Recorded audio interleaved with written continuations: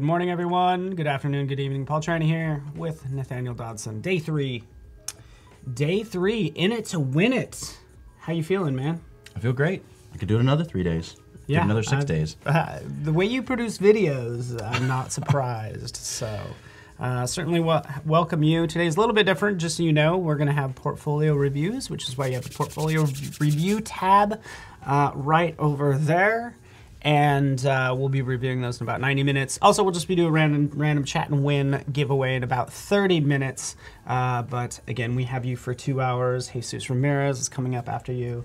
Shauna Panchezin will be here as well. So again, this is your last chance to ask them questions and get involved. Thanks to Howard for his daily creative challenge, which started on Tuesday. That's going into next week. We have you for 2 hours. Finishing up, I'll have you talk about what you're going to do. Jesus, and then Shauna wrapping up the day, 3 p.m. So hang out with us all day long, Jamie, if you could. Shauna's in chat. What's up? Good to have you here. It's going to be a good day. So, yeah. Great day. Yeah, man. Into it. So, yeah. What's the plan? Yeah. Well, take it away. The plan is today's day 3 for me always seems like I'm a little bit more free form. But we definitely have a set project we're going to work on. We're going to work on creating a disintegration effect. We're going to work on creating a glitchy sort of VHS style effect, which will be fun. And then if we have more time after we go over everything that's involved and all that stuff, maybe some other little tricks and treats and things like that. That's cool. You think maybe sometime today we could probably also fix this issue that we're having right here? We got this like cutout issue. Yeah, the green screen. The green screen's just dropping right through. That's all the walls here at Adobe look just like that until they put artwork on them. Yeah, that's funny. It's the transparency pattern everywhere you look. Into it. That's fun. Cool. And this is gorgeous. This is just a great image. Yeah, sadly I didn't take it. Oh, man. Yeah, it is. What, you don't have like a white owl and... I wish. That's quite a shoot. I wish. Especially involving, I'm sure, animals. You know. Yeah, well, it's always tricky. It's actually easier to work with animals, though, I've found, than babies. Because babies, animals, you can bribe them with treats. Like little kids, they don't really even understand the concept of treats, so they just kind of want whatever it is they want. And there's a chance that might not. Maybe it's a composite in and of itself. Well, I was thinking it might be real, but it's not a. Oh wow, I think it might be real. Look at that. I don't know. Well, I was thinking it was stuffed. Very well-timed photo. Oh yeah, I think it it was could like be. a taxidermy. Yeah, I've seen some crazy taxidermies. I'm out in the back country, Pennsylvania. Wow. Cool. Are we ready to jump in? Are we ready to get started? Yeah, man. Cool. Try to keep my eye on chat as well. Give people shout-outs. So we're gonna create this disintegration effect. We'll layer on like a VHS glitchy effect as well. We're gonna have a lot of fun when we do it. So let's get started with it. The idea behind a simple disintegration effect is you'll want to kind of spread out the visual assets you have so you have stuff that you can make all the disintegrating bits out of. So we want to be able to make her 2 times, 3 times as large, stuff like that. And in order to do that and do it well, we need to remove her from the background. And I like to also fill in behind where she was. So everywhere that our mask is gonna punch a hole in the new version of her, we see a perfect, a perfect rendition of the image behind her. So it just looks far more realistic. The colors line up, the light lines up, everything looks better. So here's how we're gonna do that. Let's go ahead, carrying on from day 1, let's try the select subject here because she's kind of the same color. Yeah, there's background blur. Let's see how well it kind of picks her off the background. This does not have to be an exact selection at all. We can see it did pretty good. It's got a couple areas that need some cleaning up. I'll reach over here and grab my Wacom stylus and go back to the quick selection tool. Your square brackets, by the way, you can press them, either one. It makes your brush size bigger or smaller. That goes for quick selection. That goes for just the regular brush tool, clone stamp, healing brush, all that good stuff. Hold down Alt or Option. We can remove areas that we don't need. See, I removed too much. Just a quick Control Z, undo that. Let's try it again. And, oh, I did it again.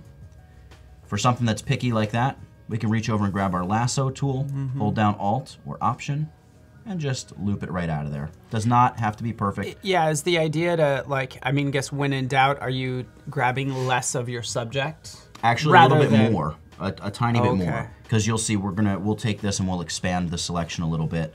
But I want the outline to follow relatively closely to what we have. So to add to the selection like I just did there, so I want to pick up the side of her veil gown there, holding down Shift and just running over it, just like that. We got a little bit too much stuff here above her head, so that's a job for Alt or Option. Voila, just cut that right out of there. Hold down Shift. And by the way, for those of you wondering, I am using a tablet. Honestly, I'm not this good with a tablet. It's just the tablet here at Adobe is really nice.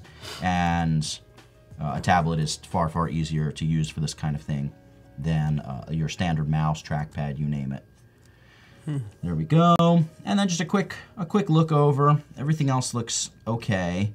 Maybe I'll hold down Alt or Option, just remove that little leaf there that sadly resembles the color of her dress a little bit too much.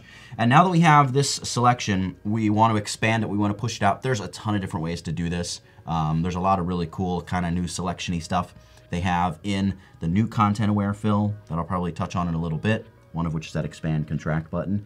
It'd be nice if that was right up here for the lasso tool for quick select, because something like this, I could tap it a few times and blow my selection up. Instead, we have to go select, modify, expand, and we'll expand it maybe 10 pixels, well, not 20, 10, something like that. Well, this photo's a little bigger than I thought. We'll go more than 10. We'll go another 20 beyond this. So 30 pixels in total. Oh, not contract, not contract. Yeah, it'd be nice if it gave you a live preview as you typed in 20, 30. That would be cool as well. Because everybody does this, by the way. I guess the first time, right, and then you figure out which way you need to go. That's a good point, yeah. But what I've found that when working with content-aware fill, and this is probably an old habit from old content-aware fill, I just like to, you want to get a little bit of the context of your image, but not too much. If you get too much, if I were to have a selection that was huge all the way out here, that would pose its own set of issues, its own set of problems. So we really want to make sure that we have a selection that adheres to the outline, what would be the silhouette of our subject or object that we're removing, and then expand a little bit just so Photoshop has some meat to work with. So let's go Edit, Content-Aware Fill. This is the new Content-Aware Fill here. And we're allowing Photoshop to select from all this stuff that isn't painted green. Just to give you a very, very quick crash course on Content-Aware Fill. I'm honestly still getting used to it myself because it's a brand spanking new feature. Over here we see the color green, what we have painted, indicates excluded area. Layman's terms, that's just the stuff that Photoshop is not selecting from when it tries to fill what you have selected. So right now it's looking at her with the owl and saying, we want to fill in that area of the path, but don't use any of the pixels here that are, make her in the photo. Of course we don't want to use them because we don't want a wayward arm floating in the path or a wing of an owl or, the edge of her gown. And over here we can see the preview of what we would be getting. So it kind of looks like a weird ghostly fill, right? Kind of creepy, kind of cool, depending on what you're going for. But the first thing I'm noticing is we have a very distinctive branch that's being copied probably from right there, right? So one of the things that I've been doing with this new content-aware fill is, number one, take note of the context, right? Some of what we're trying to fill is forest path that's in the foreground of the camera. It's relatively in focus. It's not in focus, but it's not as out of focus as the stuff way down the path. That stuff is very, very out of focus, very blurry.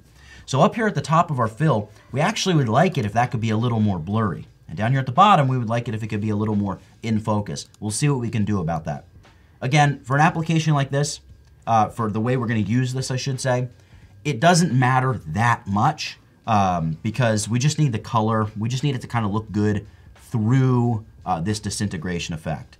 So we're going to get rid of this branch.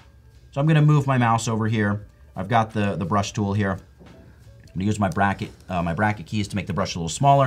And I'm going to say, hey, Photoshop, select from the entire photo except, I gotta add to the selected areas. I'm sorry. Remember, the green indicates excluded areas, stuff Photoshop's not allowed to sample from.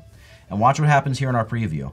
That branch goes away. But now we've got some other issues. We've got, some leafy things here, probably coming from these leaves. Actually, no, it's that right there.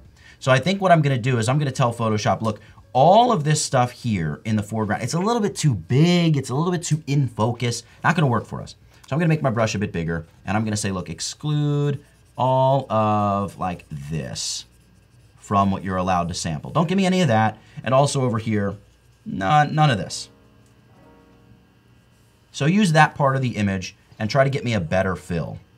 I think what sometimes makes this confusing is the color, the fact that the fill because you think green. Yeah, let's fix that. I don't. But it's so that. But it also changes. There. So that's the stuff that Photoshop's not using. It's canceled out. Mm-hmm. The party's over. Now I'm looking at it and everything's pretty good. We got kind of a dark streak here in the middle, which I think is going to work for us. But let me try a couple more things. Let's try scaling number 1. Let's see how that changes it. Doot doot doot. Not doing much for us.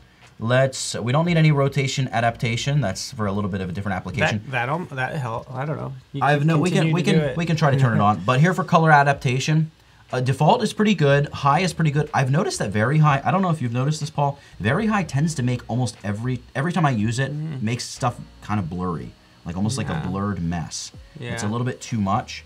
Let me go back to high. I don't know if it's even giving me a live update here. I can hear the fans on my computer revving up. So that means stuff's happening. Oh, there we go. So we can see it just kind of settles things down a little bit. We still have this whoop-de-doo thing happening here. But again, I'm not super duper concerned about it. We don't need mirroring. Let's try, I don't know. Let's go with like a medium rotation adaptation, see what this does for us. Let's give it a second. What are you thinking, Paul? I mean, it's looking better. I mean, it's, I guess, only going to be as good as what you have in the photo. Right. Because you're trying to recreate the more from which you can sample, the better it's going to be. You could scale. Looks like you could scale up that side if you wanted to. Well, yeah, that's true. That's a good idea. All right, we're going to go with what we've got here. All right, instead of waiting for updates and stuff. So I'm going to hit OK and let Photoshop process and do its thing. And process and do its thing. It's working. It's working hard. We hear the fans going. It's going. Darren, I think the zoom tool is called Zoom It, isn't it? Yeah. Zoom It. Zoom It. Sadly, it's for Mac only, and I have not found a good one for PC. I kind of think it's because of the way Apple designs their interfaces and stuff. Like, everything seems a little bit more clear on an Apple computer. Okay. I should have downsized this image, I think. All right. So we've got this. We're just going to deselect it. And there are a couple areas that just really quickly I want to clean up. In terms of brightness, we've got some messiness here in the foreground. So what we're going to do is, and by the way, see our fill, it just got put up on a new layer. And that's actually good because we want to be able to select her and pop her up basically pop her up on a layer above this. We'll do that in a minute. So on this layer, we're going to add an adjustment layer. We'll just go with the levels adjustment here. I think we are going to talk a little bit about curves today as well. Let's double click levels. And I want to just brighten up. I just kind of want to focus on those areas. And actually, this is a good time to show you a little trick. We can paint a selection in place. And that can be really useful in an application like this where we kind of want to match the brightness just by eye. We don't do any of that fancy brightness matching we were doing yesterday. This is a very rudimentary color match or brightness match really because again, it's not something that people are going to see, but they will notice it if it's not there. It's the best way I can describe this. So here's what we'll do. I'm going to fill, well, real quick, let me show you. So if I were just to say, all right, that stuff needs to be brightened, so I'll brighten it up. Well, the problem is I can't see if I brightened it too much or too little because the whole image is brightening up. But I also don't quite know where it needs to go. So here's what we're going to do. I'm going to just reset my levels adjustment layer. I'm going to select my mask for levels. Do that old Control-I to invert the mask. I selected the mask, by the way. It's got the white tick marks around it. And what we're going to do here is enter into quick mask mode right here. But before I do that, I'm going to double click on it. By default, Photoshop is set to color indicates masked areas. The masked areas are the not selected areas. So you're kind of painting what you don't want to select.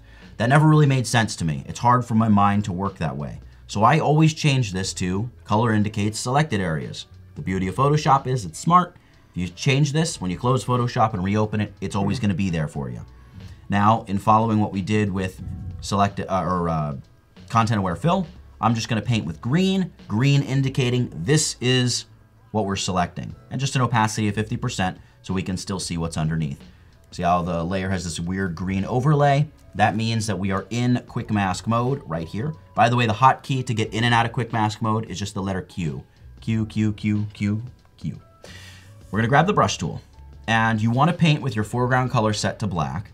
And I'm gonna right click. Well, first of all, I'm gonna make sure the opacity of my brush tool is 100%. I'm gonna right click out here, and I'll choose a relatively large brush, maybe 350 pixels, something like that, right? And we're gonna come down here, say I dropped a dab of green. It's not affecting the image. This is just a visual indicator of what will be selected. So I'm actually gonna undo that, Command or Control Z. And I'm gonna paint gently and softly over that first dark spot, and then gently and softly over this dark spot as well. All right, so something like that. And then I'm just gonna hit the letter Q. Boom, there's my selection. What should I do now? Well, I select the mask right here that's attached to my levels adjustment layer, and I use that invert trick again. But invert is only going to invert whatever is within our selection, so it's gonna flip that area from black to white. See that? We have these little soft nuggets there at the bottom of the mask that levels will be affecting. We can go select, deselect, double click on levels again, and now we can make our adjustment, and we can just blend it, just like we think it needs to be blended, and tweak it, adjust it, whatever needs to be done, very, very easily.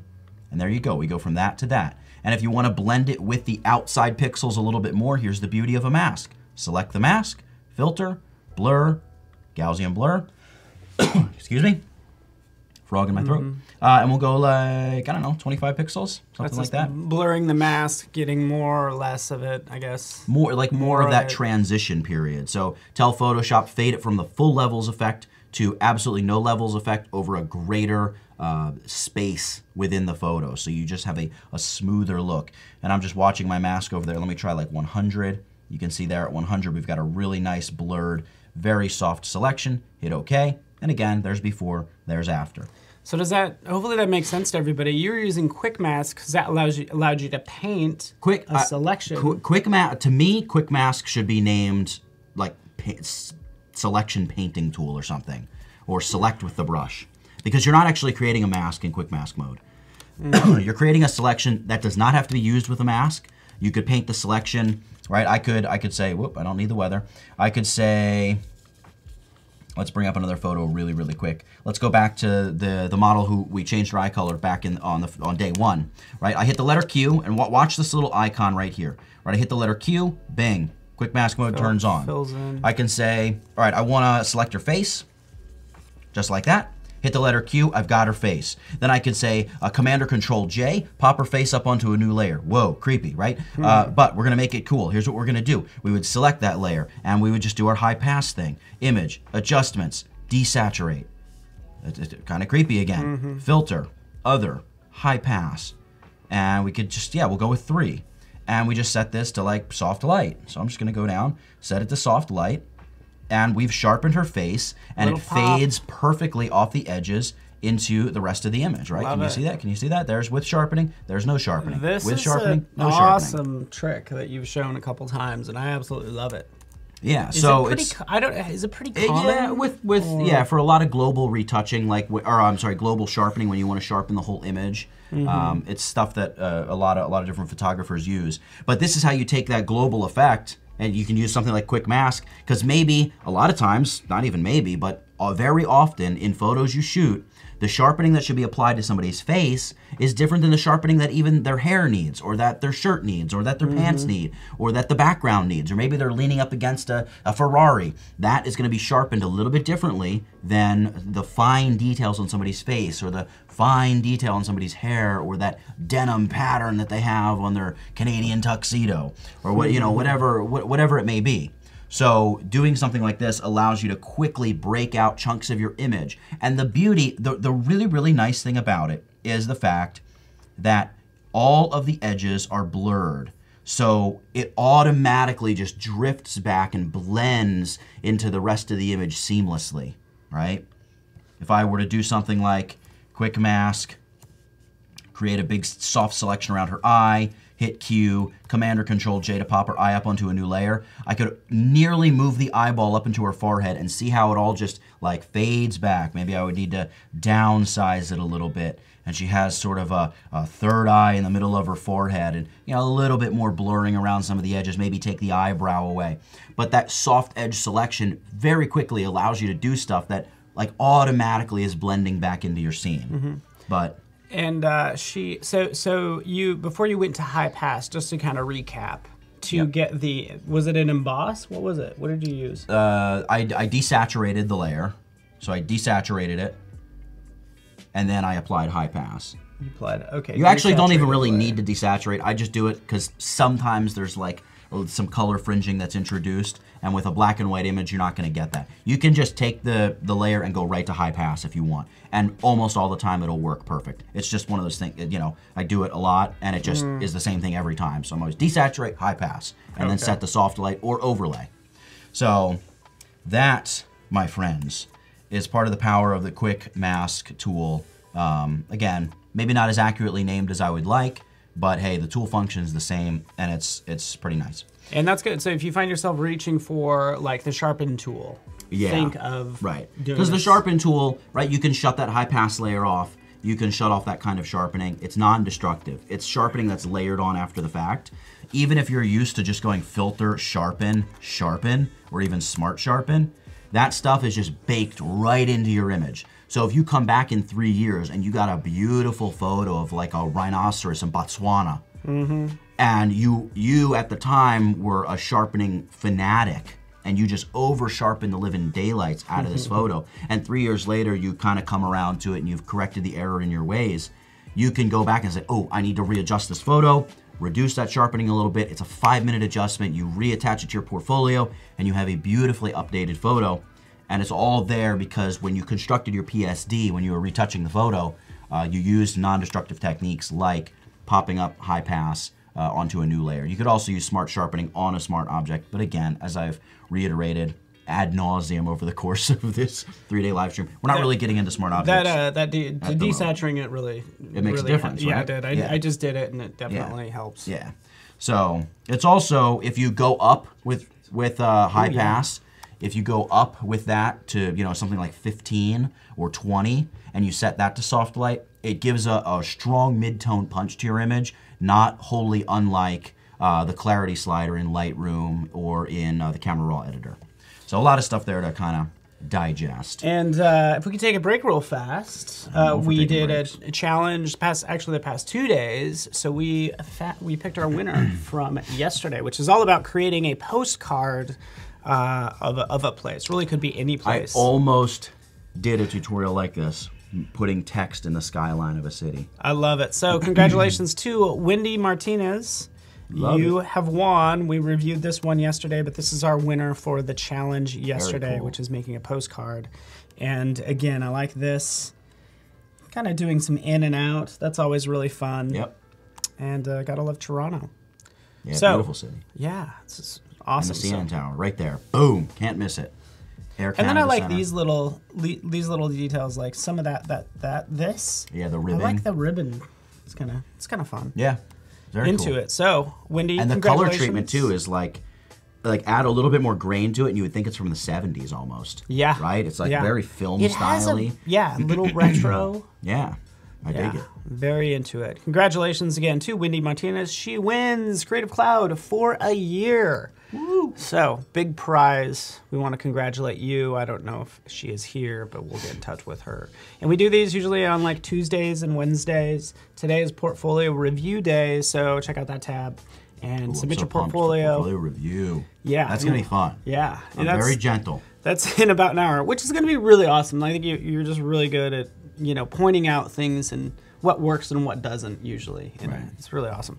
And then we'll do chat and win in less than 5 minutes. So cool. Sorry, I'll let you continue. All right. Let's get back to what we're working on. So like I said, for the content aware fill, this job at this point is good enough. There's nothing that's going to stick out, and that's essentially what we want. So I'm going to just hold down Shift, select both of these layers, Command or Control G, group them up, and we're just going to call this fill or the fill or whatever. And I need to shut it off because we need to select our model here again.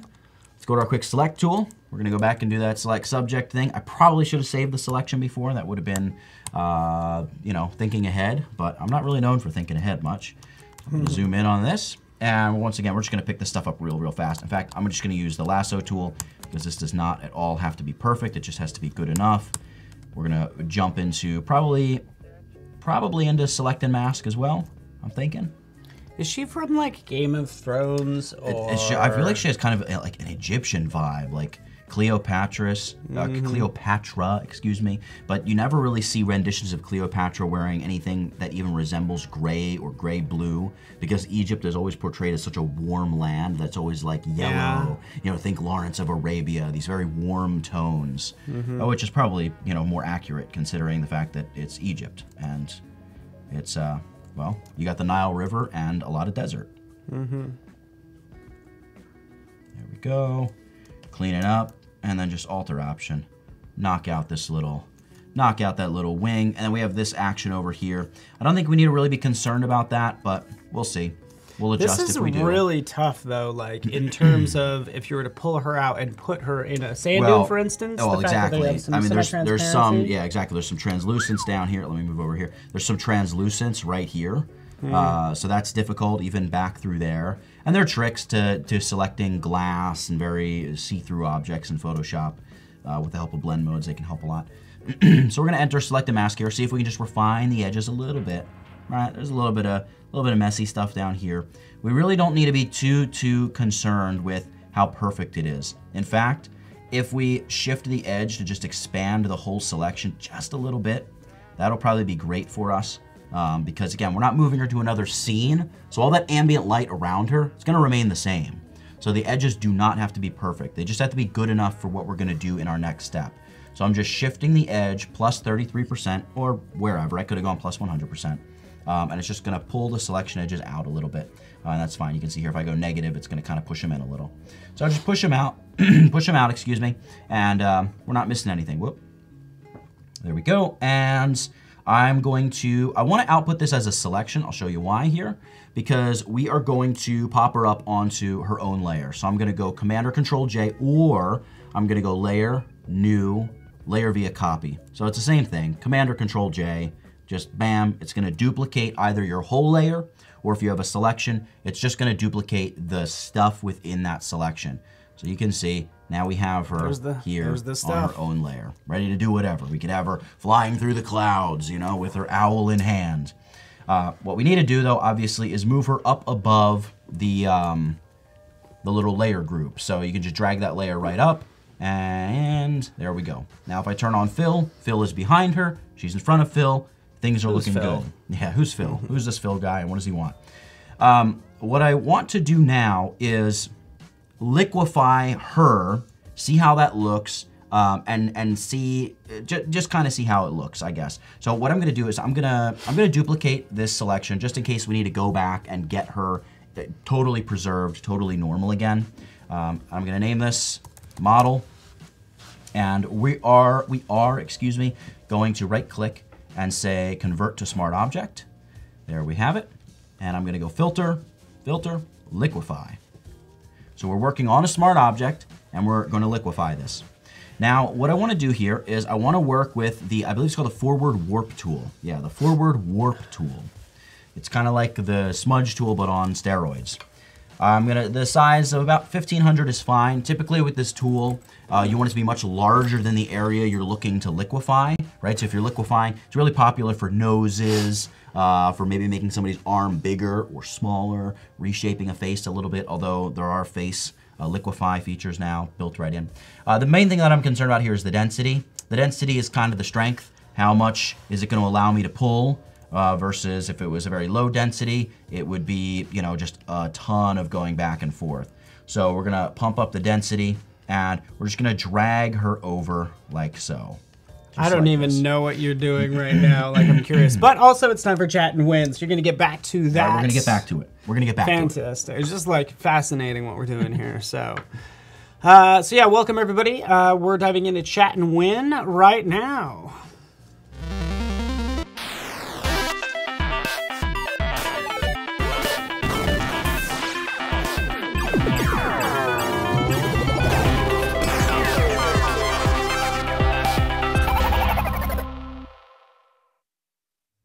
Welcome back, everybody. So, chat and win, essentially, you have to say something in chat.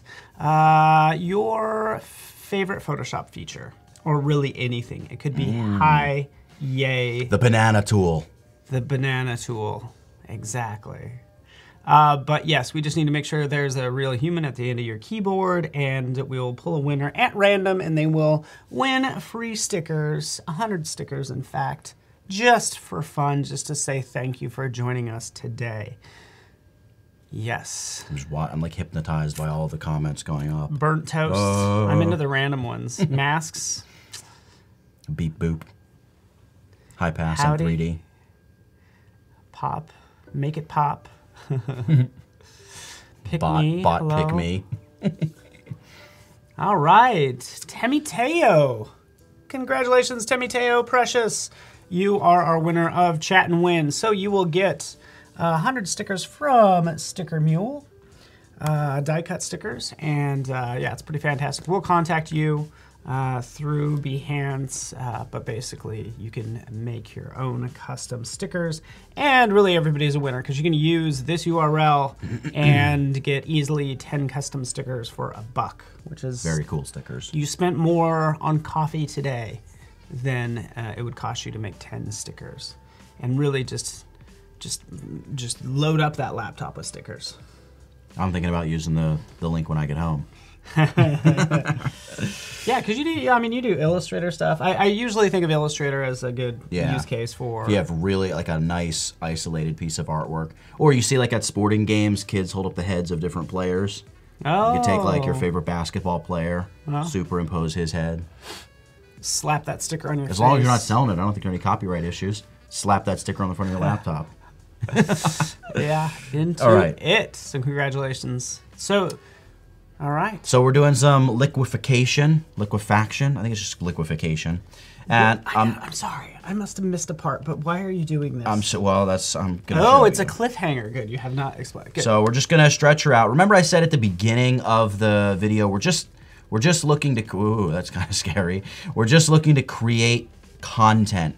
Think of it as when Bob Ross begins a painting. He throws a lot of paint on the canvas and spreads it to create the sky, right? He's got his, Byzantium orange and his whatever yellow, and he's got all these wonderful names for all the different colors that he's using, right? He's throwing a lot of paint and spreading it, and he comes back and refines and works with it later. That's essentially what we're doing now. We're just splattering all of our paint onto the canvas so we can work with it. And I'm gonna go ahead and hit OK. This is a masterpiece. So we're going to double click, and I'm actually going to change the name from model to disintegration. And I'm going to turn on the original model, and I think I'm going to put her on top of this, And what we'll do here is for the model with disintegration, we're going to apply a layer mask to this and make it completely go away. So here's another way that you can apply a filled layer mask. You can go layer, layer mask. You can just say hide all. What it's going to do is give you a black layer mask that just hides all that crazy liquefied model effect. Did not know that was there. Yeah, it's just a nice little thing. And then here, this is going to be our model.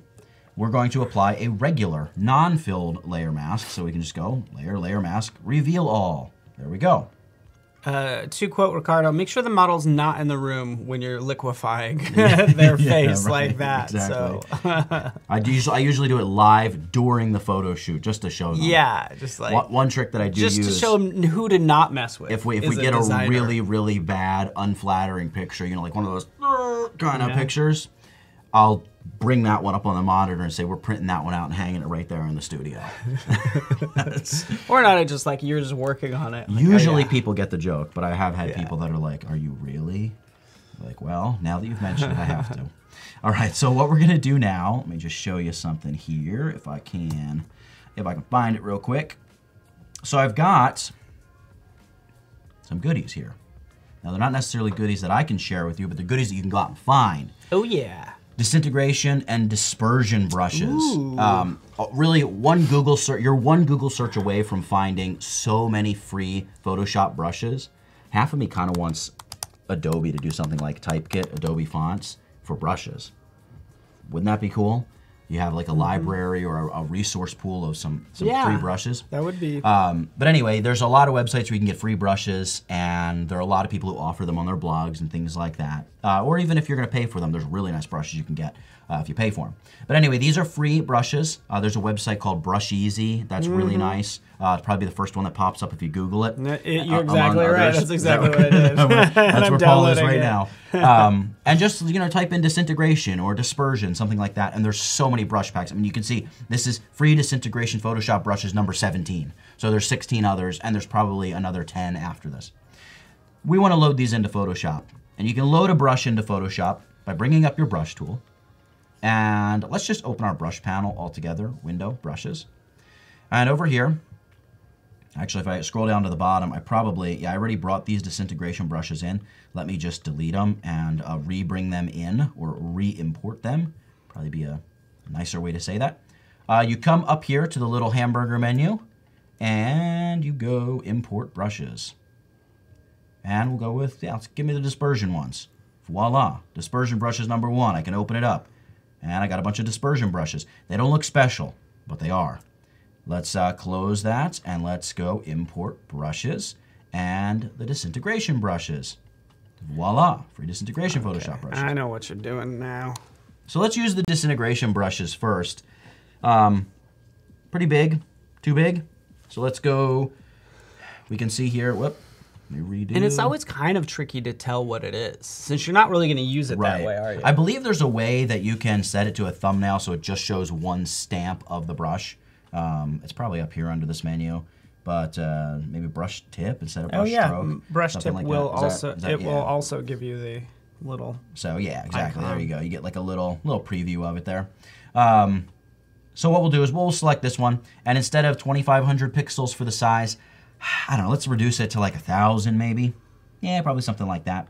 So what we want to begin with is we want to begin punching holes in the side of our model. We want to start breaking her up with the express purpose of taking what is a sharp, clean edge and making it not sharp and clean. There should be no straight lines left at the end of this. Now again, you may be saying, how's this going to work? Let's just recap real quick. We started out with this photo. Okay, we started out with this photo. We knew that we wanted to cut her out and be able to create this disintegration effect. So what we did was we covered her up with this approximation of what it should look like, all right? Not perfect, but good enough. Then we actually cut her out by creating a selection around her, Command or Control J to pop her up onto a new layer. That's this layer you see. We duplicated that layer and made a liquefied version of her where we have all this stuff shooting out to the side, all right? And now we're working with what you would think is the original photo again, but it's not because we've bounced her out onto her own layer. So now with this brush, and I think I'm actually gonna make it a little bit smaller, I wanna paint with black, and I'm also going to go into my brush settings panel. I'm gonna turn on shape dynamics, and I'm gonna crank angle jitter up to 100%. So something like that. Roundness jitter you could mess with as well, but I'll throw a little bit in there, why not? And I'm shutting the control off. Even though I'm using a tablet, I don't want pen pressure. I want Photoshop to randomly choose, with the help of its algorithm, all the different jitters to just, make it look messy and all over the place. That's gonna be perfect. So now I just click a few times, all right? Now look at what I'm doing. See all this black that's appearing, right? You see that? That's because I've made what's called a rookie mistake. I am painting on the layer, not the layer mask. So if you see something like this happening, it's nothing to panic about. We were able to undo in Photoshop, right? You just want to make sure that you're painting on the layer mask. Those white tick marks indicate the layer or the part of the layer upon which you will be painting. So let's pop open our history state, see all these brush tool dabs that I made. Let's go back to layer visibility, undo all that stuff. Make sure that we select that layer mask, and now paint with black. And I'm just gonna do one pass with this brush, right? It does not at all look perfect. It's not taking away that edge like I said we were going to. I'm gonna make the brush a little bit bigger. I'm gonna punch some bigger holes in her. And see, because we have this fill behind her, see if we didn't do that, her dress would be filling in all that stuff behind her. Instead, we're getting this wonderful see-through effect where she's kind of starting to disappear a little bit, which is what we want. So that's great. Let me choose another brush here. In fact, I'm going to go into the brush settings, and here in, oops, not brushes, I want to stay in brush setting, brush tip shape. I'm going to choose another brush tip from those disintegration brushes, which are right here, right? They're kind of mixed in here. We know they're not the flares, they're all these disintegration ones. I'm going to choose another one. The reason I'm choosing it this way is because it's going to maintain all those shape dynamics I set. If we go and choose a new brush in the brushes panel, it clears all that stuff out. So if we stay here in the brush settings, we at least keep our, you know what? Thank you for suggesting that, Photoshop. If it allows me to dock here, it's like, we're gonna do it. We're gonna try one more time. All right, that's it. Fool me once, shame on you. Fool me twice, shame on me. All right, now all we need to do is reduce the size of this. We'll knock it down, I don't know, 400, 500, and we'll go ahead and paint with this around the edge. And you can see we can just come in here and do our thing. And I'm just looking to mix it up. We're slowly making that edge of her disappear. You can shift-click the mask, and that's going to disable the mask. There's before we started the disintegration.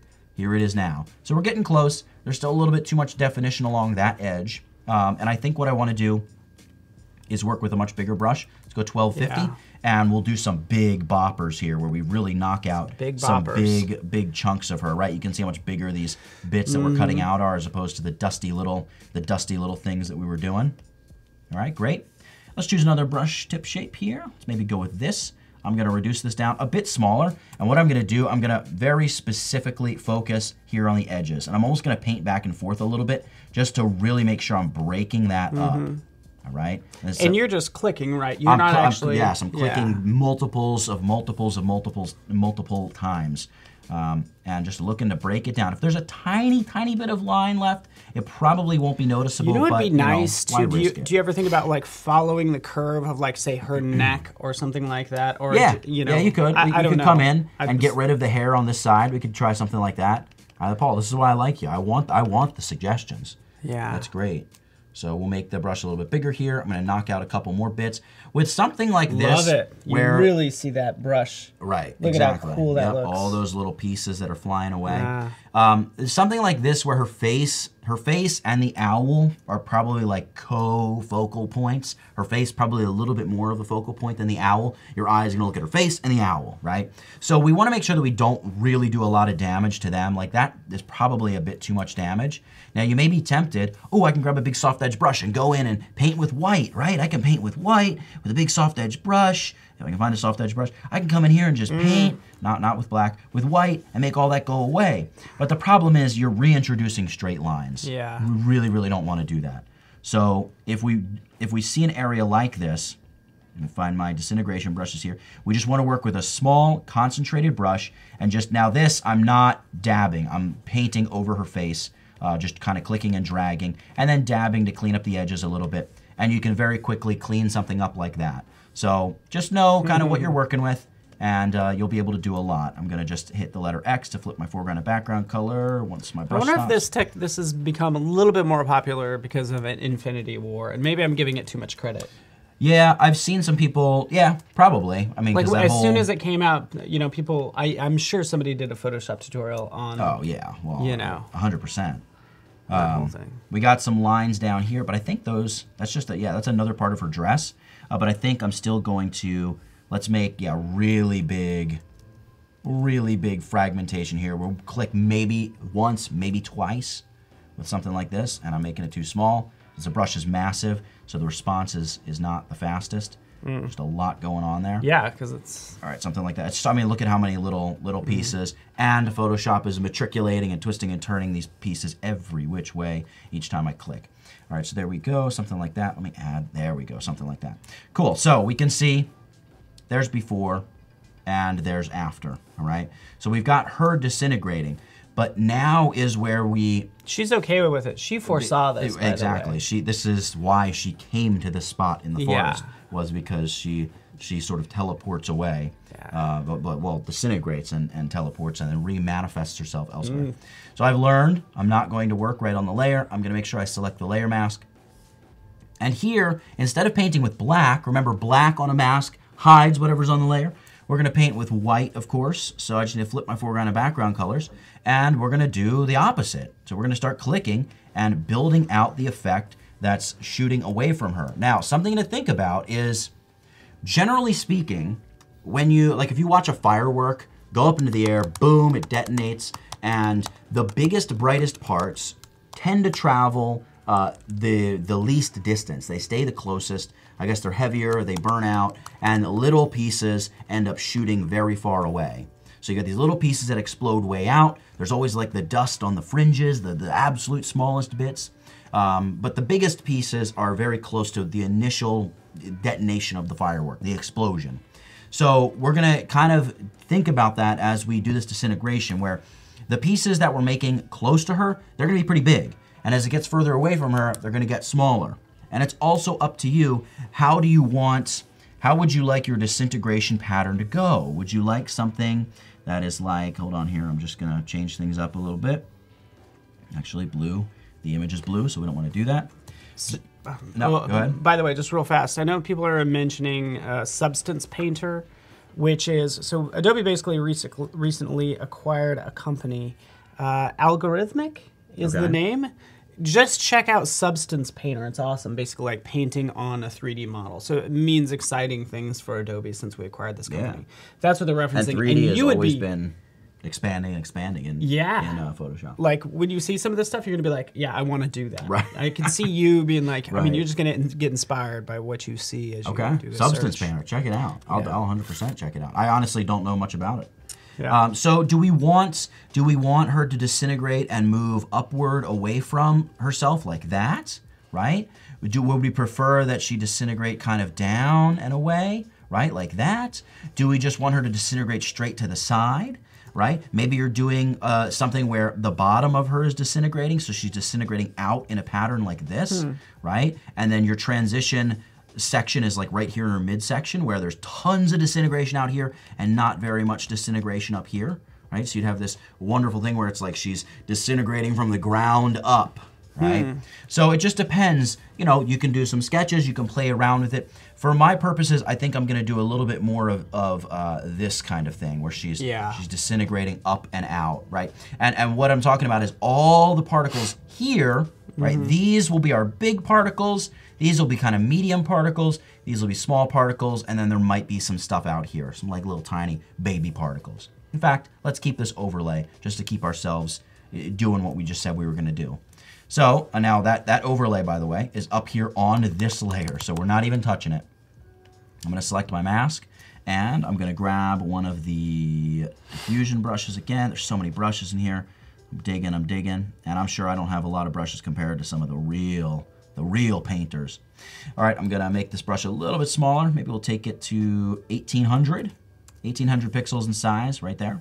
And I'm gonna paint with white, bam, one click, and maybe another click up here, right? So you can see we've got some stuff flying out of her head, which is what it should look like because we definitely have some disintegration happening up there. Right, and then maybe one more click down here, something like that. Okay, and we're now going to choose another brush, maybe this one. I'm honestly just choosing them totally at random. I don't have anything here planned out in terms of, oh, I need this brush and then that brush. So we'll add a couple more, just like this, all right, something like so. And I'm looking here, I'm not sure that I quite painted her up that way enough to get the effect that we want. This is the beauty of smart objects. So because we converted her to a smart object and then did liquefy, we can click the arrow, double click liquefy, get back in here and say, hey, you know what? We actually need to pull this up this way kind of a bit more. All right, something sort of like so. I'm gonna bump her up that way a little bit as well. All right, something like that, and we know we'll be good. Hit OK. There we go. And then, of course, shift-click your mask to re-engage it. There we have it. And we're gonna continue clicking here. We're painting with white, do some medium dispersion, disintegration type effects. And remember, all these brushes, we're sampling here from both of those brush packs. They've both mixed in to what we've got happening here. So don't think we're missing out on anything. And then I'm gonna make this even smaller. Let's go like 450 maybe. That's pretty small, maybe too small. Also maybe a little bit too heavy, very different from all the patterns we've used. We're gonna try a different pattern. You want here. it to kind of thin out. Exactly. So we're gonna go 500. And by the way, with the small ones, you can go back with the small ones and add a little bit more to what you've already done, because the small mixes with the large. The large looks totally out of place when it's, you know, all the way up, with where only small particles should be. So that's great, and we'll maybe choose this one here, downsize it a bit more, and just a few little poofs, and she'll be on her way to wherever it is that she's going. Downsize this one a little more. There we go, something like that. Just trying to blend it in along this bottom edge. Maybe a couple more clicks, shut off our topmost layer, and you can see we've got this effect where she's really pulling away from the woods. Now, a couple interesting things that you can do here with your disintegration effect. We can, in order to really pull her off the background even more, because we've separated her off the background to begin with, we can always go down here. Let me collapse my smart object right here above the fill layer group, right, which is just that content aware fill bit and everything that we did there with the levels. I could apply, let's say, a curves adjustment layer. We've kind of stayed away from curves, but let's jump in and have fun with it. Double click curves. The way the adjustment layers work, they affect all the layers beneath it. So this is sort of like a waterfall spilling if we want to darken, right? It's spilling that down on just the layers beneath it, not above. That looks really cool. I like or pushing it up, right? Yeah, either way you can do. Now the one thing is too dark over here because that edge is super duper noticeable. What I tend to like to do, what I've really been digging with curves, and by the way, you click, pull down to make it dark, pull up to make it bright. And if you know how to read a histogram, when you're working over here on the left side of the curve, you're working more in the darker pixels of the image. Over here on the right side, you're working with the brighter stuff. We don't have anything that's incredibly bright in this photo. All the lightest tones are kind of at the 60 to 70% if you're thinking about it on the grayscale slider area. So, you know, we could spike the highlights, right? See what that's doing up there to the sky up here, really blowing it out. Or we could pull that down and kind of, you know, flatten out all the contrast up there in the sky. Contrast is being flattened because we essentially have a flat spot in the curve. Flat spots in the curve are bad. I'm not going to get into all that. Flat spots and downhill runs are bad. Downhill runs invert the colors of the image. So let's hit the reset button, Paul. I feel like you're getting ready to say something. Yeah, like this looks great. What if you want? And you've probably done this before, but adding depth. Like right now, there's only one plane of particles. Yep. You could probably do a layering by whether it's duplicating a layer. And absolutely. Yeah, let's do that. That's a good idea. I didn't think about that before, but yeah, let's do that. I'll show you. Let's do this curves adjustment, and then we'll add some more depth as well. That'll be fun. So all I want to do, I want to darken the background, but a little bit. So I'm going to grab up here. This is the white point. I'm just going to pull it straight down. So it's just going to darken the background a little bit, right? It's going to help give us a little bit more differentiation, but not so much that it's looking out of place. Just enough to make her and her disintegrating pieces a little more noticeable. So getting back to what Paul said about creating some depth, a lot of different ways we can do this. The way that I would do it is, let me think here. I would probably duplicate our disintegration layer. So Command or Control J, shut off the disintegration layer, and let's fill this with white. Actually, we're just going to drag the layer mask to the trash. I'm thinking this through here on the fly. We're also going to rasterize the layer. Right-click, rasterize it. That's going to convert it back to just pure pixels. And what I'm going to do here is I'm going to use this as like kind of my sampling buddy. So I'm going to leave this over here, and we're going to create a new layer, and I'm going to call this Foreground Particles. And what I'll do here is grab my clone stamp tool, drop down my brushes, and we're going to find our disintegration brushes. Here we go. Let's do some, actually no, I want to do disintegration because the disintegration brushes have bigger pieces of particle, or particulate matter, as it's called. Let's choose maybe this one. That's probably good for us. Saying, hey, look, clone stamp has not been, you haven't picked where you're cloning from. All right, I got you. What I'm going to do is I'm going to say, hey, look, sample from current and below, and I'm just going to sample like right out here in the middle of her. Oh, you know what we need to do? We need to apply our shape dynamics here. So shape dynamics, angle jitter, roundness jitter, and we may even do a little size jitter action. It's going to make some of the brush samples huge and some small. All right, we're going to, I think actually I'm going to go back to brush tip shape. I'm going to make this like 3,000 pixels, so bigger than the initial brush size. All right, so I'm just sampling kind of from the middle here. I'm on the foreground particle layer. This disintegration layer, the only reason we have this is to sample from it. So I'm going to call it sampler. And I'm going to begin clicking here. So we'll just click a few times. We're just sampling from that layer. Maybe I'll even throw one out over here. Oh, I'm painting on the sampler layer. That's a mistake. Let me undo, undo, undo, undo. There we go. Let's go up to the foreground particle layer. Resample. A few foreground particles never hurt anyone, right? In fact, some of these foreground particles, we want them to be obscene. So I'm going to show you how we're gonna make them obscene. And yes, I'm using the word obscene. All right, I'm going to choose the sampler. I'm going to delete it. All right, so we've got our foreground particles, not to be confused with our normal disintegration. So with the foreground particles here, I'm going to select that layer, right? Foreground particles, and go Command or Control T. Let's zoom out. And I just want to make it much, much bigger, right? So something like that. Maybe I'll rotate it a little bit, sort of like that, right? She kind of falls into this soft spot where there's even a little bit that would be exploding out of her over there. Now, this is really fun. That is going to be a hard edge, so we're going to have to mask that and knock out some of that to make it look natural. Let's go ahead and commit that change. And the last thing you need to do is go Filter, Blur, and I think I want to do a little motion blur. So remember, we're pushing those particles out away from her in this diagonal pattern. So I'm going to try to sort of mimic that a little bit by saying right around there, 25 degrees. That's about the angle at which we're moving. Maybe 65 for our blur, something like that. And hit OK. I'll move in. I'll move in. And let me shut that off and turn it on. You can see we've got a lot going on. This is definitely not looking great for us over there.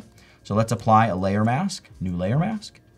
We're going to paint with black, not white, because we want to cover this up. And I don't want to paint with the clone stamp tool. It's not going to do me much good here. The brush tool.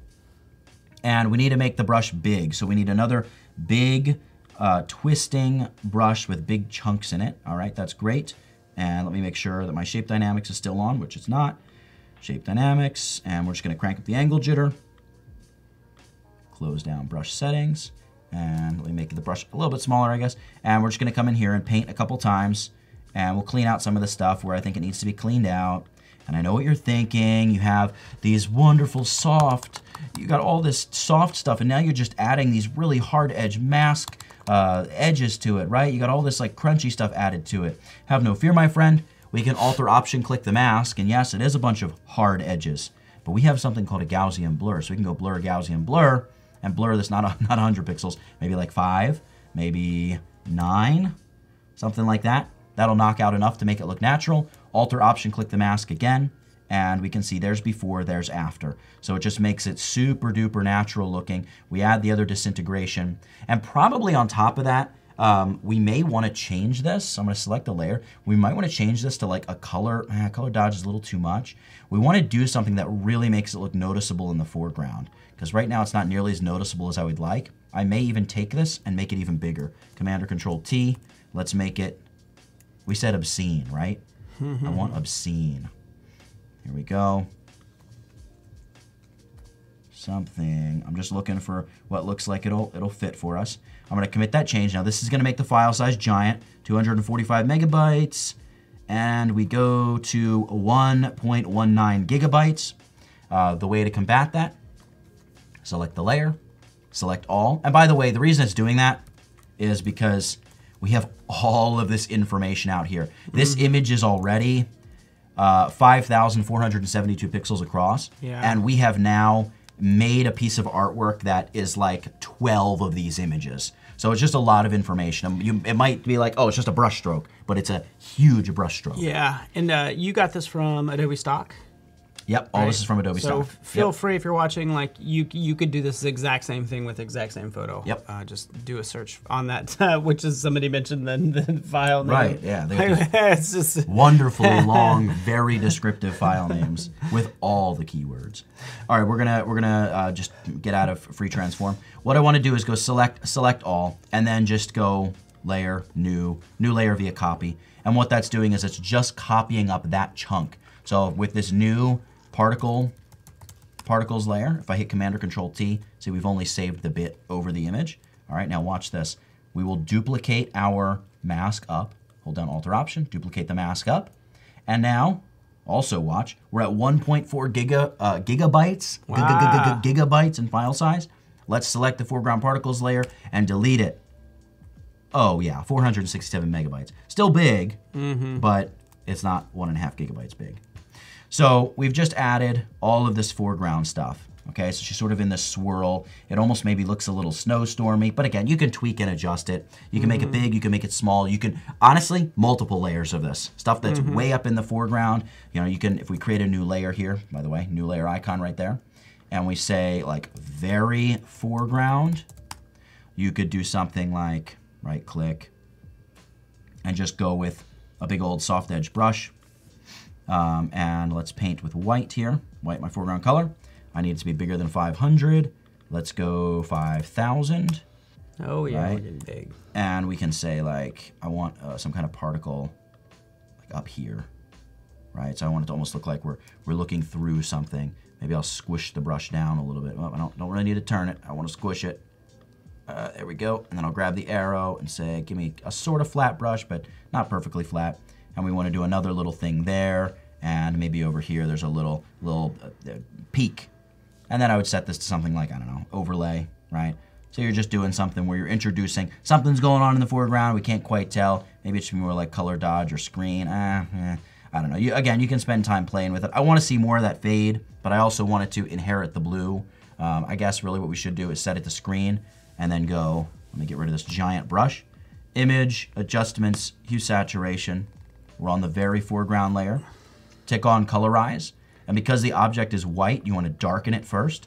Pump that saturation up. We want it to be very saturated. And of course, we don't want a red. We want blue. We want cyan, that kind of color, something like that. And then you would just reduce opacity kind of until it looks like it fits in. Probably a little too saturated. Command or Control U, desaturate it a little bit. So there's a lot you can do. But we go from that to that. And we've got all this swirling particles are spinning around her, and she's getting ready to ascend or wherever she's going. Something else, actually, that we probably should do. The owl's like, I got wings, I could fly. Why do we have to do this every time? They are foreground particles, so we should probably take both of these and drag them above her, right? There we go. Something like so. What did I have on layer 1? Oh, that's our grid. We can delete that now. All right, so at this point, we have her. We have all this stuff going on. Let's talk about creating a quick glitchy effect. You can do this with anything, but because we're here with this image, why not just throw it on top of it and make it like an old VHS style thing.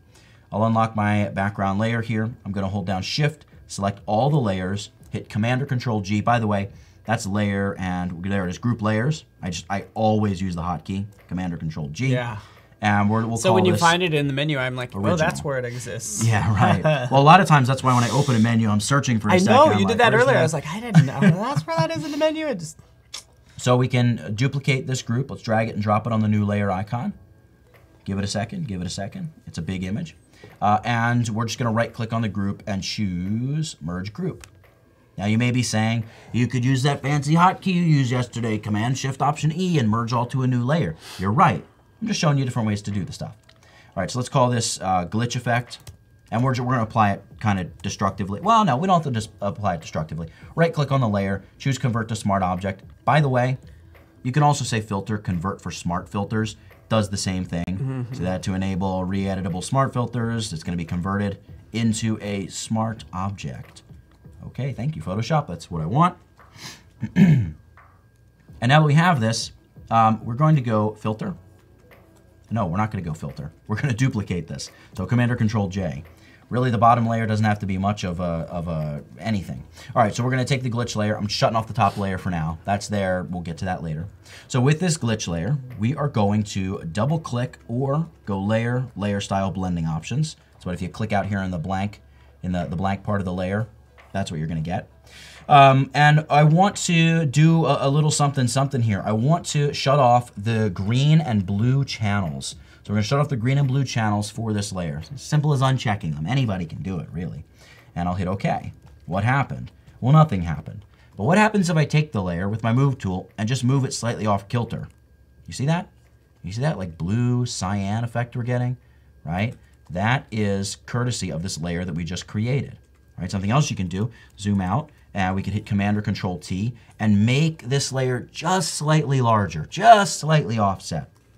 So we'll come up here, turn on our chain link, and say like 101%, right? And go ahead and commit the change. It's gonna make width and height 101% of what it was. If I zoom in, we've got this kind of crazy, glitched out, glitchy effect happening. But we can take it further. We can do more exciting things with it.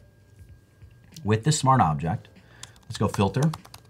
Let's go distort. Let's try wave. And by the way, this is where having the smart object is really nice because sadly, this will be another like throw this in the feature update request. It'd be nicer to have a little bit of a bigger preview, right? It's not horrible because I have my zoom tool, but in general, it's kind of difficult to see what's going on here with the wave tool. And I don't know about you, but number of generators, wavelength, amplitude, and scale, it's not necessarily intuitive in terms of understanding what the filter is going to do, especially if it's your first time opening it, or even 50th time opening it. What we do want to do is set this from sine to triangle. So we're going to say, oh, I'm sorry, not triangle, square. You can see that changed the pattern a little bit. Looks a little bit more basket weave cross hatchy. We also want to get rid of the vertical scaling. So we can't take it to 0. We can take it to 1% though. So now you can see it looks like a lot of stuff shooting side to side. It's really, really intense though. Let's try changing wavelength. Like let's say minimum wavelength is 500. Maximum is 850, something like that. Let's see what that looks like. So we're getting something interesting there. Amplitude, let's try pushing amplitude up and try pushing it down. I don't know which is gonna be better for us here. That's kind of crazy, that's a lot. So maybe we'll go amplitude 1, max of 10. So min 1, max 10. Very subtle. Again, it's almost better to have a very subtle effect here than something that's so crazy that you can't make out any of the details. So that's probably about what we want. And I'm just saying, look, repeat the edge pixels. We'll hit OK. And you can see, well, it might be hard to see what's happened, but it's just staggered all of our red and green. Really done a lot for us. Let me turn on the regular image, right? That has no channel shut off turned on.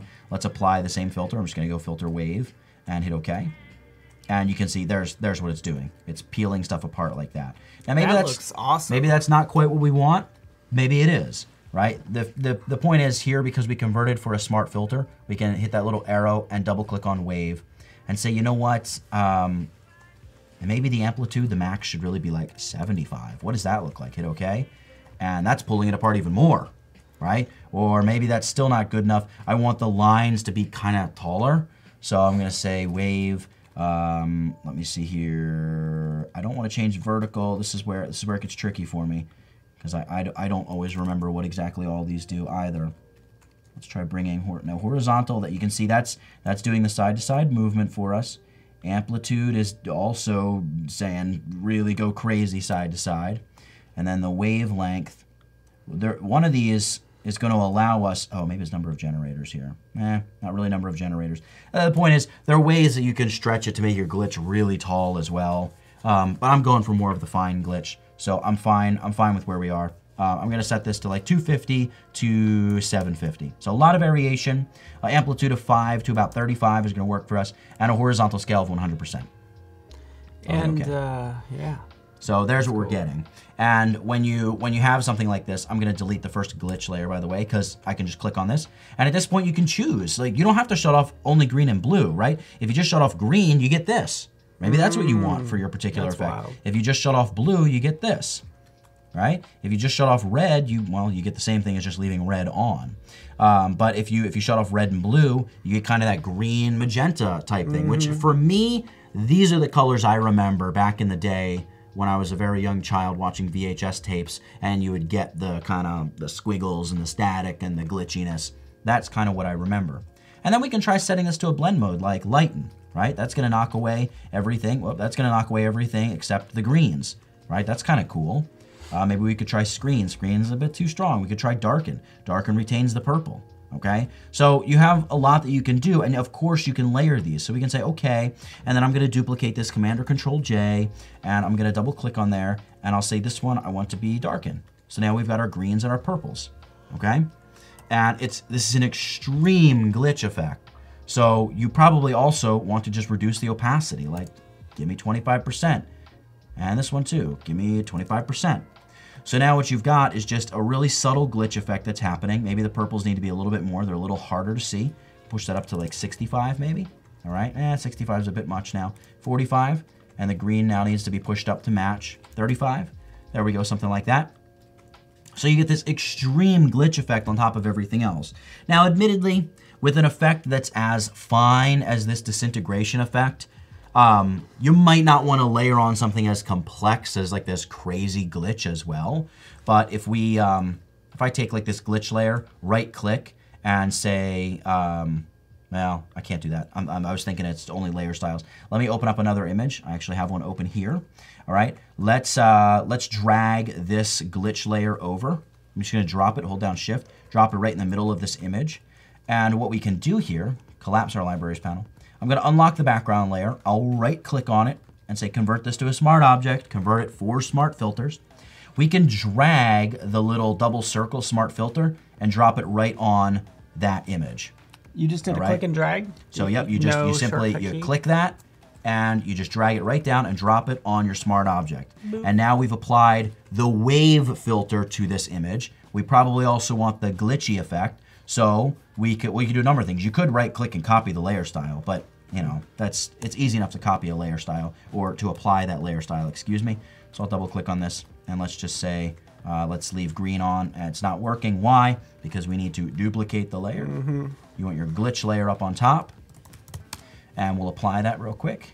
We'll say, get rid of some of that stuff, hit OK. Now you still don't see anything because we have the wave applied to the bottom layer. We can just drag our smart filters and drop them on the trash can. And there we go. We've applied the glitchy effect to an image where it's just, right, it's just the glitch effect on the image. But it's so easy and fast to do. And it's just a lot of fun. I don't know, it's a lot of fun. Yeah. You can also, by the way, we could do something like duplicate all of this together, Command-Shift-Option-E, Control-Shift-Alt-E on the PC, and we could say additional glitch, all right? And there's this kind of fun filter here, filter, stylize, wind, and it's a little limited because it just blasts from one side or the other, right? You can just choose left or right. You can't really do up or down. So if you want to do up or down, you have to rotate the object on its side, apply wind, and then rotate it back. But we kind of want this to be side to side with the glitch. And you can see here what it's doing. It's doing this very like 8-bit type effect, kind of cool. You got blast, you've got stagger, which is kind of interesting. You got a little bit of that dissolve fragmentation happening. And then wind, which is just, I don't know, it's a little like smooth waveformy. I like blast, and you can look at from the left, from the right. I actually kind of like from the left a little bit better, and I'll hit OK. And now, as you get closer, you realize there's a lot of detail that's been applied to this image. And of course, you can still set this to something like lighten or darken and just apply that glitchy effect to a specific area of your photo. And if it's too much, of course, you always have opacity adjustments as well. So knock it down 45%, whatever. And, you know, just a way that you can create kind of a cool glitch effect, right? That's way cool. I like playing with seeing the different sort of, I don't know, channels, basically, having that. Yeah. You know, yeah, well, and the other thing too, by the way, you can always double click on your glitch layer, and maybe the client or you or whatever, you don't like the green purple. Well, you know, make it the red, right? So now you've got your reds and cyans, and you can see how much less strong it is. Now, part of it is the additional glitch is kind of messing you up because the additional glitch was using the green purple, but you know, it's very, very editable. We could turn on blue, and that's going to give us that greenness again. We could shut it off and just have blue-yellow. So again, depending on what you're going for, have fun with it. Yeah, so many... Well, actually, you can see there if I turn on blue and green instead of just turning on the red channel. See, there's just with the red channel turned on. It's a little bit of the red and cyan, but if I turn on green, blue, and then I shut off red, look at how much stronger it is. So just play with it.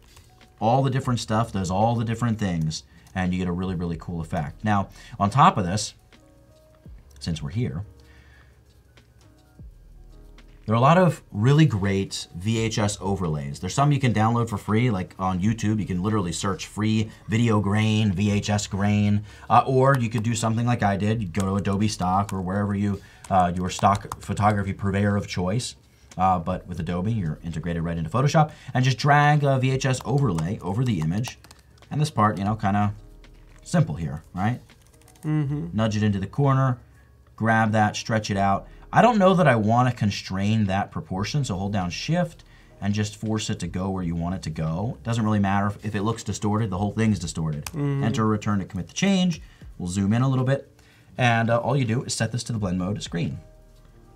You can see you have all of this added additional grain, as well as that, tape B, stop, and all the time code, and all the cool little things that you used to get with a VHS tape. Yeah. But you don't have to rewind the tape at the end of it. So, that's the advantage of doing it here in Photoshop. So a lot of fun stuff there.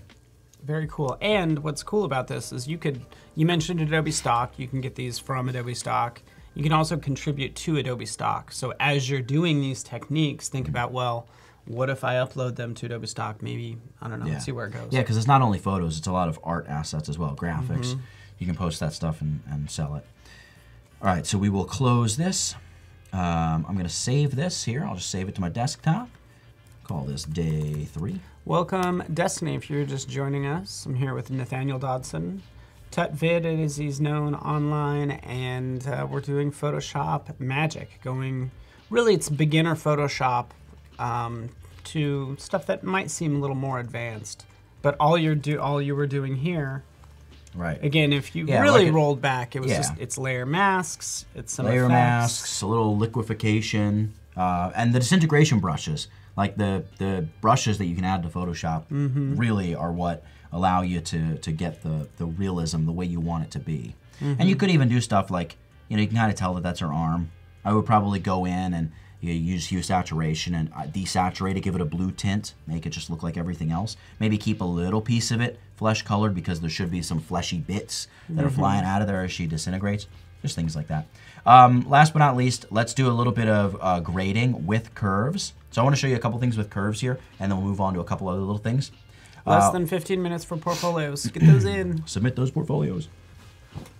So with curves, like I had mentioned, let me see if I can make this a little bit bigger. Not much bigger. With curves, like I had mentioned, you can click to add a point, and then drag a point down to make your image darker, drag a point up to make your image brighter. Right? That's the essence of curves right there. If you understand that, everything else will begin to make sense. You can add a bunch of points, right, and drag different parts of your image up or down. You can click a point and just pull it away, and it's going to go away. All right. In addition to all of this cool tonal stuff you can do, like you can apply, when you see a faded image on Instagram, used to be really popular, still kind of is, you can fade the shadows by just lifting the black point, right? And you can fade the shadows and get this really muted effect by lifting the shadows and pulling the darks of the image immediately back down. So what that's doing is it's effectively removing contrast from the absolute darkest parts of the image. So that's kind of cool. I may spike a little bit into the highlights, and then I'm going to pull the white point way down. So we're just flattening out the very brightest parts of the image. So there's before curves, there's after curves. We haven't done much, but it's a noticeable change. What's the look here? Because it kind of makes it look a little more like retro. Yeah, it'll essentially 100% it'll do that. It'll make a photo look more retro. It looks cool. Yeah. So that will, whoops, I don't want to zoom in much further. In addition to that, that's your tonal adjustments. That's not really color grading. One of the cool, often overlooked things about curves, for those of us that have just gone in and started pushing and pulling the curve everywhere, wondering how in the world it works, you can click on RGB and go to any color channel as well.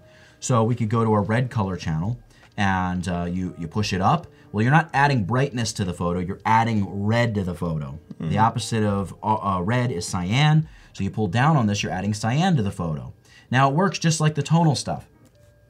You can work in the dark parts of the photo. So I could pull the black point over and say, look, flood the absolute darkest parts of my image, flood them with cyan, right? And then here through the midtones of the image, introduce more red, right? Can you see how that's working? If I undo, you see how it went from being pretty cyan there to all of a sudden there's a lot of like red pink there in the middle part of the image. And that's the histogram's telling me that. The bulk of my midtones are living right around here, right? They're very dark midtones. So I'm pulling red, and the red is fading back to having absolutely no red applied when you get all the way to the brightest parts of the photo. And you can do things like, no, the brightest parts of the photo can have no red in them. So then I just pull it back down there and say, you just go back to normal. Go back to normal. Don't apply any red. So the red is only being applied here on the hump, which is this tonal range of my image. From the very midtones, getting up to the very brightest parts of the image, but not the absolute brightest parts. Okay? So we added a little red. With green, the opposite of green, we pull up to add green. The opposite of green is magenta, so you pull down, you add magenta. Kind of cool, right? We're not going to mess with that channel. And then blue, blue is blue, and opposite of blue is yellow. So for something like this, we may say we want to just push the blue up in the darkest parts of the image. Remember, we pushed cyan by pulling that line away from red. Remember, to pull up adds red, to pull down adds cyan. So when we pull the black point, we pull it over, effectively pulling the entire curve down into the cyan region, right? This is the blue region, this is the yellow region. So I'm going to pull my black point up into the blue region, and it's adding blue to the image. All right, and then I can pull the white point down into the yellow region, and you can see here that's going to add a lot of yellow to the highlights. That's too much. I'm doing it just to show you. I'm just going to give it a little kiss. So there's before, there's after. We're adding a lot of contrast, and we're adding a lot of just subtle color toning here to our image. And you can do it really, really effectively with something like curves. Now, if you're just totally confused with curves, you feel like you're way in over your head, that's fine. Happens to a lot of people. Let me show you a trick here. Let's go back to the car we were playing with on day 1. And I'll collapse my library. I'm going to add a curves adjustment layer. This is your car, right? Locate, yeah. This is the one that I don't drive. This is the extra one. Oh, it is? no, okay. Okay. I wish. I will, here with curves, we can say, you know what, I want to make the shadows a little lighter, and I want to make all this bright stuff a little darker. We have the little finger scrubby tool here. You can click that, and you can just click on that, and you can see, if you watch the curve, you'll see a little dot appear saying, like, here's that part of the image, right here, right? So you see that? And every time I move the sampler, it's telling me. And if I go to the darkest parts of the image, look at what part of the curve line it's on. It's way down in the shadowy region, right? But then the car here, this is more like mid-tone stuff, right? And then as we get to the bright stuff, it ends up being all the way up here near the top. So I'm going to click and select the sky and pull down. Make the sky a little darker. And then I'm going to click and select here for the foreground, and I'm going to make it a little brighter. So you can see what it's doing. It's adding the points exactly where they need to be, and we're just adjusting brightness. Drag up to make brighter, drag down to make darker. And the same thing applies for all the color channels. We can click on the car and say, you know what? Add more red right there to the car, but add more cyan to my sky. There we go. We want to add a little green to the sky maybe. Give me more of a commercial looking sky, but I still want the car to maintain its original kind of red color, right? We can go to the blue channel and say, give me a little blue down here, but give me some yellow up in the sky, all right? That little scrubby tool, very useful. And if you find that that's how you're going to use curves, you can also, by the way, hit the hamburger menu and just say Auto Select Targeted Adjustment Tool. So then every time you open curves or add curves, you won't even have to click on the tool. It'll just always be auto-selected for you. So you add curves and just start clicking in your image where you would like to adjust. What are the display options in curves? So the display options are, like, you can choose if you want the big grid or the small grid. You can choose, do you want to display light or pigment? So pigment flips your curve upside down, so the white point's all the way at the bottom, black point's at the top. There are actually a lot of graphic designers and people who do a lot of printing that like to work this way because it's kind of how they think, from their highlights to shadows or shadows to highlights. And also your channel overlay, right? Those are the how have I adjusted the red, green, and blue curve, right? Yeah, you can shut that up. You can shut off the histogram. Personally, I like the histogram being there, but if you just can't get a hang of how to read it, you can always shut it off. That's no big deal. Your baseline, the baseline is where the curve started. It's the black line down the middle. If I shut off channel overlays, that black line is the baseline, all right? There you go. And then intersecting line, I'm not sure what intersecting line is, but maybe if we hover over it, it'll tell us. Show intersecting line for precise point placement. So it's going to help you place more precise points. I'm sure I take advantage of it. I just don't know how. Cool. So I'm going to set it back to light, and I'll hit OK. So a ton of stuff you can do. Curves is so powerful. I could talk about it for 2 hours. It's the most, in my opinion, the most powerful adjustment in Photoshop. You can use it as a photographer. You can use it as a video editor because you can export curves layers as video LUTs that you can then import into Premiere or Final Cut Pro or like any video editor that allows you to import a LUT. Avid, if you can import a LUT, you can create a LUT in Photoshop, export it, and bring it in. Obviously, though, we use Premiere. I wonder if a LUT is basically a zip file. I wonder if you could unzip a LUT to see what it's made of. I want to mess with it, but the goal is to not mess with it. It's probably a bunch of numbers in there, just interpolating color against tone and contrast levels and things. I don't know. I've never opened them up. So there we go. I'm just gonna save that. Let's talk about something else. Have a little bit of fun. We got 4 or 5 minutes before we hit our, that's the deadline to submit, right? That's not technically when we begin reviewing, right? Or would we start our review right then at the deadline? Yeah, and we'll have time. We'll be doing stuff. Let me show you I mentioned kind of jokingly before when we did the sticker giveaway that my favorite tool in Photoshop was the banana tool. And it's one of probably my most asked question on my tutorials is, why is there a banana in Photoshop for you? Right now there isn't. But if you hit the edit toolbar button. Poor guy hasn't had breakfast, so you're looking for a banana. Exactly. If you click and hold edit toolbar and you choose to edit your toolbar, I believe you hold down the option key and you hit done. Nope, you don't hold down the option key. You hold down shift key and hit done, and you get the banana tool. Question. So it's just like a little Easter egg. Yeah. So now how do you get rid of it? I think that's where you option click. You go toolbar. Opposite. Option click, and it'll go away. What other little Easter eggs are in Photoshop? I mean, there's so many little things you can do. There's like toast. I don't know. I don't remember all of them. I have to compile the list. There's a lot though. There's like different things you can do with the intro screen, the coffee, the toast. Is that the one that you're going to show? Yeah, that's what I was just thinking about. But I forget. I think it's everything. It's like a Command Shift Option clicking or something, right? Okay, so Command here, I'll show you. Shift Option and. So if you go to your interface. Command Shift Option and click. And then just do Command and Shift. Command Shift and click. That's the toast. Yeah. So you can choose your interface color based on just fun little things. If you're a coffee drinker, or not. Does like latte to espresso. Right. And then that was just a Command Shift Option or Control Shift Alt click to get out of that as well. So I'll hit OK for that. So that's just a fun little thing that you can do in terms of that. I would actually like to know your tips for kind of optimizing Photoshop. Do you do any customization of the menus or like the layers panel? Do you go into the options there? One thing is, with every piece of Creative Cloud software that I have, I like to create a bare bones workspace, like the stuff that I use every time. And I've just found that having less panels around, even if they're not open, it's a lot faster. Like right now, I'm not working in bare bones. If this was bare bones, I wouldn't have any of this stuff open. I wouldn't have the 3D panel here. I wouldn't have color themes, character, this font cell plugin. I wouldn't have my info panel. I would have like properties, layers, color, and my adjustments. That's it. So really paring down your workspace can really be nice. Also help you work more efficiently as well, not having junk scattered all over the place. You can open any of your windows here under the window menu, with the window menu. So that's kind of nice.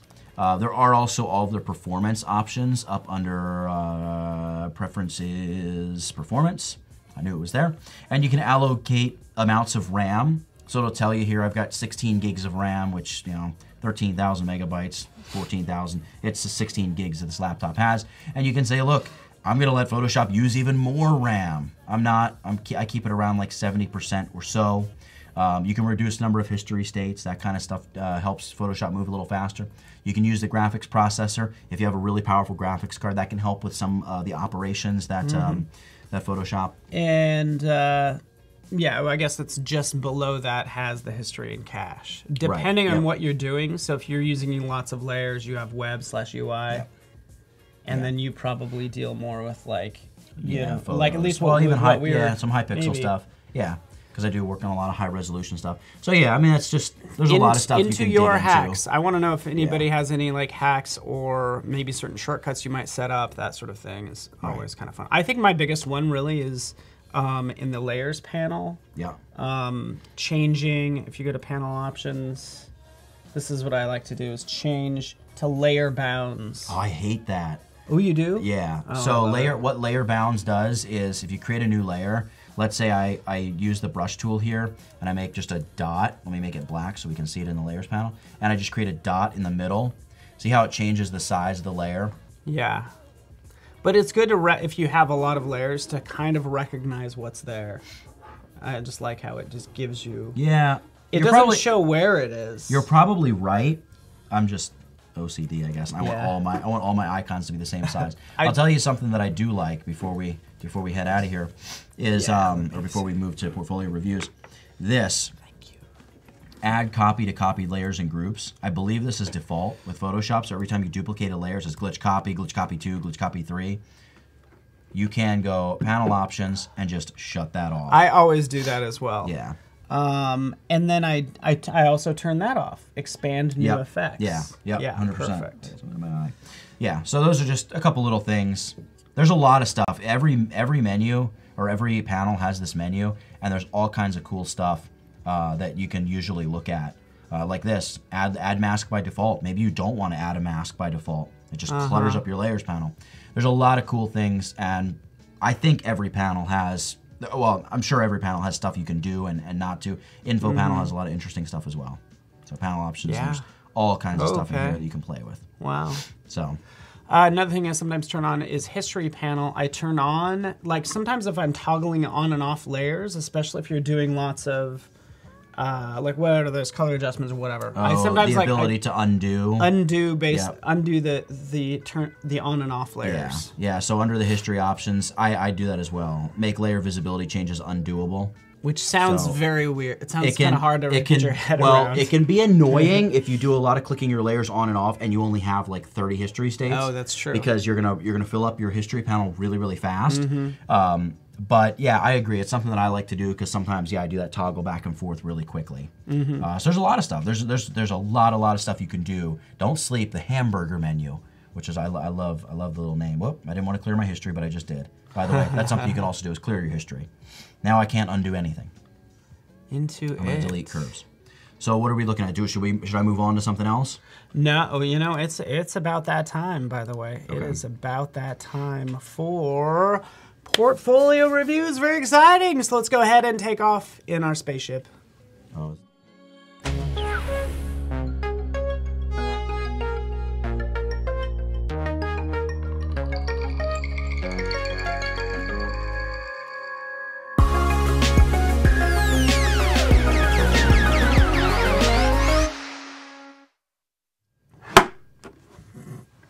Is the air? The air isn't breathable in here. Just in time. Nobody's ever gotten their head stuck in these things? No. I don't know. I think one person did, but we won't talk about that. Oh, okay. I'm gonna I always remember the picture of John Glenn doing this astronaut portrait. Helmet Doesn't in it hand. make you feel kind of cool just holding this? It makes you feel powerful. It really does. I'm gonna hang out at the bar with this later. Just have this on the bar. Like, what's up? Yeah. Conversation starter. Conversation starter for sure. But as you can see, we pulled up in our spaceship this amazing portfolio. We have 2 to review. Thank you everyone for submitting yours. We will only have a chance to review a couple, but we will be doing this all day long. So here's your chance. I have one pulled up right here and want to welcome and congratulate Allison Caviccioni. Caviccioni. Ooh, I like it. Caviccioni. Allison Caviccioni. Hey, and he's in the chat. Hi, guys. Fantastic. What's up, Allison? There you are. There you are, buddy. From Brazil. Yeah, we're very following you. This is perfect. Right up your alley. Hey, look, a woman running on a platform, just like we did yesterday. Haha. Yeah, let's just jump into this. And since we have you here, Allison, if you're particularly proud of one, let us know and we'll review it. This is a lot like the one you did on the first day. Thoughts? It seems like the perspective is slightly off. I like the fact that you've shot the background with a wide-angle lens. That can help make compositing, particularly full body compositing, a little bit easier. I like that. Yeah, it's like she is up this way, and maybe. I would do a lot. In my opinion, the sky's a little bit too saturated, and also I want to bring that detail back in the sky. Part of the beauty of this kind of like really high impact commercial photography, and I love the lighting that you used on the model as well. Part of the beauty of being able to composite stuff like this is the ability to not be constrained by the dynamic range of your camera. So to be able to bring all that sky detail back, all that light, all that color, I think for this image would be amazing. Okay. Go look at like Eric Almus's work, Chase Jarvis's old commercial work, and you'll kind of see the type of tones that I'm thinking of. Also, the color of the model seems to be slightly off for the composite, but I mean, it's a very difficult composite to do. Yeah. It's very, very difficult to composite a full body into another photo. So I don't want to rip anything too hard. I mean, it's but those would be a couple. Those would be a couple things that I point. Oh yeah. At first glance, I'm like, hey, this is perfect. But It's absolutely a sellable image, right? It's something that a client would be thrilled with, and it's something that if you're able to do this, you immediately vault yourself to like your at least top 20%. Right, in terms of people who are able to do composites, probably even more than that, probably top 10%, which is a good place to be. There will always be work for you. He was doing things. The shadow, the shadow looks. I guess that's the direction of the shadow based on where it is on that barrier back there. Kind of the right idea. It is darker. It almost. Can you zoom out just a little bit? Is it her front? Okay, it is her front leg. I was gonna say because I almost feel like a shadow should have been cast on her leg, but no, absolutely not because the front leg. Yeah, it's nice. It's nice, and maybe that's the thing. Like on the sort of the underside of her butt. There should be a little bit of shadow because that's where the sun is coming down from, right? So maybe that's where that back leg, like the inner thigh on the back leg maybe should be a little darker. Maybe that's what looks a little strange. Yeah. Something like that. Yeah. But it's almost harder if there's not a lot of information in the background photo. Like if there was a pole that cast a light, you could just match that shadow. Right. So let us know. I don't know if he happened to say which one. The text is a little weird. Yeah, the text. I mean, that's. I figure something like that is going to be a creative decision, or if it's something you did for a client, the client may have specifically requested it. And if it's something the client requested, it's very well done. Like it blends with the macadam very well. Totally into it. You added the perspective to it. I don't know, like if it was something for my personal portfolio, I probably wouldn't throw it in there. But again, if it's a piece that you actually worked on, yeah, it's well done. I like it because it kind of says, your tagline here for a client, potentially. A potential client. Yeah, it could be ASIC or whatever. Actually, this one's fun. This one's awesome. Yeah, this is very cool. Oh, man. That guy's jacked. He is, look at him. He means business. He'd be spending time in the Adobe gym. Just, That's very cool. I feel like there should be a little more shadow under the horse. I love the detail, the dust kicking off. Dust, yeah. The toning is magnificent. That's why this works. This like monotone, duotone. Very simple, and it's just simple as beautiful. Yeah. Simple as beautiful. There are not too many colors. You're not trying to do too much. The background is simple. You've got the haze in the background. You got the haze in the like how there's the dust in the hooves. There's no extreme whites or blacks, which is nice. I like the it's a very easy, pleasant to look at photo. Because I doubt the tail needs select and mask though. Oh yeah, that's true. But that's again, I'm straining at a gnat. Yeah, no, but good. Like do you even lift, bro? Says Tim. I was born this way. That's awesome. So good, so good. So we do have 2 to review. Let's grab another one. Let us know. And again, I just clicked on this one earlier because it's similar to what you did today. This is like what we did yesterday, and even the first day, where I was dragging the color treatments over images. And then I sort of merged the whole thing and took it and dehazed it a little bit. I think this image could use a little dehazing, at least on the model, because she looks a little hazy. You know what I mean? But color-wise, it looks like it matches. You can never go wrong with a red dress in that sort of green environment. It always is a very striking look, that red against the green. Would it be harder to match? Like, I don't know. Like, yeah, probably, because you're trying to... all that blue, cyan, ambient light would need to land a certain way on the dress. On the red, yeah. It's well done. It looks good. So good. Very fantasy styled. In terms of portfolio cohesion, you have a lot of different stuff going on. I interviewed a guy who runs a creative agency. They operate out of Philly and New York City and Chicago and I think London. They're all over the world. And one of the things, the big takeaways I had from the interview when we talked was, for designers and photographers alike, you need to create a portfolio that tells a client what it is you do. Who is it that you're selling your stuff to? Like those 2 top left images are great images that would speak to a car advertising agency, right? But if an advertising agency that was interested in hiring you for a car photo composite saw the dancing model with the hearts below, it starts to introduce a little bit of maybe confusion into their mind in terms of, what do I hire this guy for?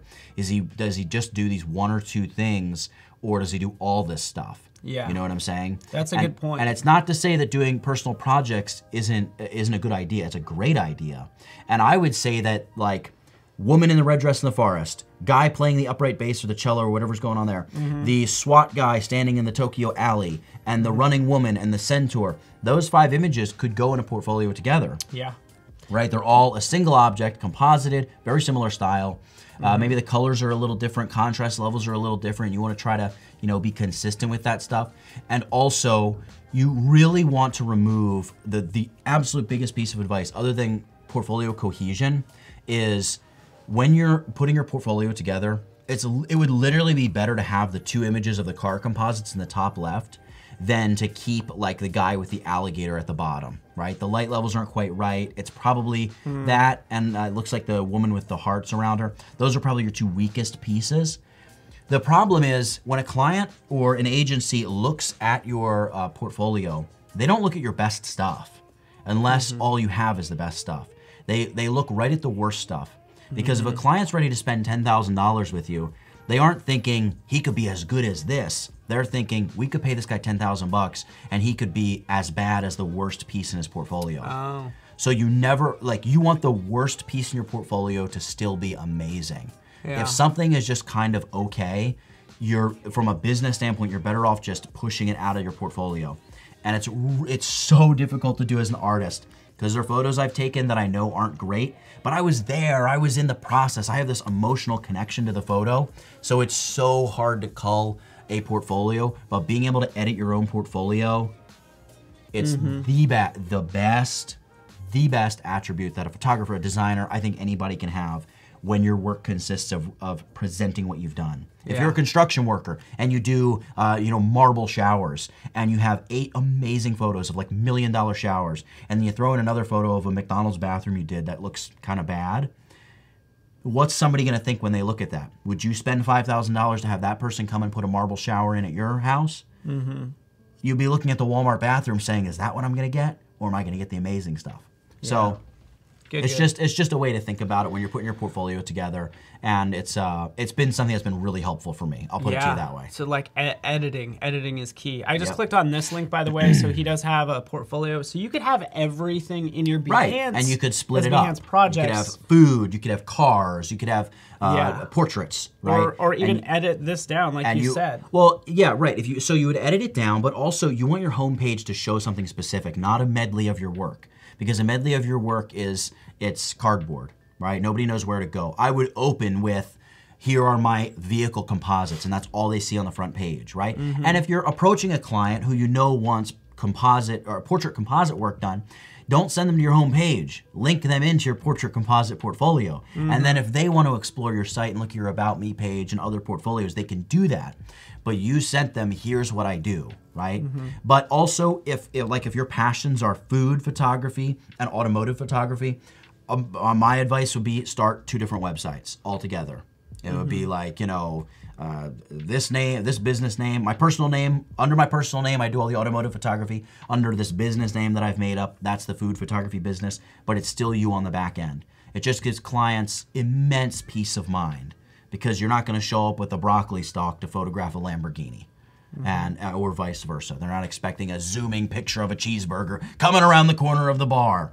They just get wonderful photos of the food for their menu, like you have in your food photography portfolio.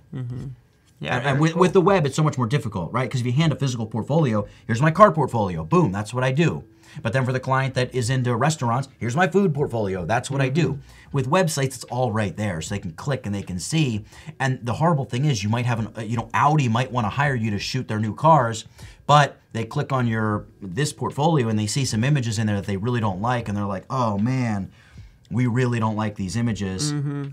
Maybe this isn't our photographer after all. Whereas if it's a totally separate website, they'll never even see that. They'll be there for the automotive stuff, and that's what they'll see. So just some things to think about as you build your portfolio and continue doing stuff. But skill-wise, you're going in a great direction. You got really, really nice stuff. It's smooth. I like the way you work with colors, sharpness, compositing, shadows, direction of light. A lot of good stuff going on there. It is very good. Speaking of good stuff, we have another one we want to review, and we want to welcome Matthias Alencar, art director, creative retoucher from Brazil as well. Brazil. Following. We might have a little bit more information down here. Okay, this is All not Portuguese. helpful to me. Portuguese. Into it though, like part of a couple different groups, and let's just kind of scroll down. Yeah. Wow. I always love the isometric water cube effect. It's very, very cool. That's nice. That's just nice. fun to do. Clouds are a little bright, maybe. But part of it is too. I gotta, I want to make sure that I'm not looking at it on a monitor that isn't blowing them out. But I don't think it is. I see it on your computer screen. Okay. Yeah. But this is great though. It's really nice. Really, really nice. A little tree. Super fun. A little tree that looks like a bonsai tree. Oh yeah. See, so Matthias, one thing that you could do is create a portfolio just of all like the isometric photo manipulation stuff you do, because you got a bunch of stuff that looks really nice. That's all this very distinctive style, and it's very cool. It's a little I like that. stranded man, and there's like a little skull on the rocks down there. Yeah, this is Lord of the Rings. I really like detail. what he did up here too. It says like, I love these two people. Check out their work. Yep. And giving credit where credit's due. Obviously, this isn't a new technique or anything, but yeah, it's always cool to give artists shout outs. And yeah, because you got the tennis players, the football players, right? That would fall into that same isometric portfolio. Yeah. And there's a lot that's going on there, right? It's awesome. It's great. I love it. Oh, this is fun. So I love here the colors, we can see right? Your resources. Yeah. That way, how it was made. other people can make it and give you a shout out. I like this kind of building. Time lapses are always fun. Yeah, great job. Yeah, that's awesome. I think this is that's really cool. We don't have many that have this little time lapse. What other one you want to look at? This There's is a more popular isometric. thing. Yep, a good double exposure. That's nice. That's nice. Cool. I dig it. I dig it. I would. Part of the work is all really nice. I like the turtle up there diving underneath the water, the giant turtle. The work is all very nice. My critique would be almost the same. I like the way that the flipper or the fin or whatever that would be kind of lines up with the rock. That's kind of cool. Oh, both sides, right? Yeah, I think that's what it's supposed to be, stone above the surface. Yeah, and then the turtle below. But yeah, awesome. That's nice. Photo. I kind of the same level of critique in terms of the work is nice. The next step is you have all this nice work, keep the nicest of nice, and keep the cohesive stuff, like the big AA or NA, whatever it's supposed to be there. Oh, no, I guess MA, right? Matthews Alencar. I don't know that I would include it there. You know what I mean? Yeah, it does kind of stick so out. that kind of thing, and then there's this one right here above my head, the book. The book. Right? It seems out of place. Like you could say it's that same isometric style that the other stuff is. It is kind of isometric-y, but if you look at it, all the portfolio entries as a whole, that one sticks out. Also, there's a one with a construction helmet that was kind of sticking out to me. Stuff that just appears slightly off-brand, off-style for you.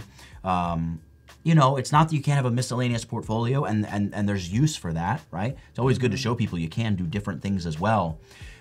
I'm just saying, personally, I found I get many more jobs when I almost limit what it is that I even say that I do, because people want that specificity. They want to know that you're a wedding photographer. You don't do weddings, babies, bar mitzvahs, senior portraits, and the occasional commercial portrait, right? If your photography portfolio says that, you're not going to get very much commercial work. So, and on that note, Prajwal, just as an FYI, this is what I would do. Is like Allison made a portfolio website. This will allow you to categorize or at least edit your portfolio. So you could have everything in your as projects, but then for your actual portfolio at this link could be edited basically.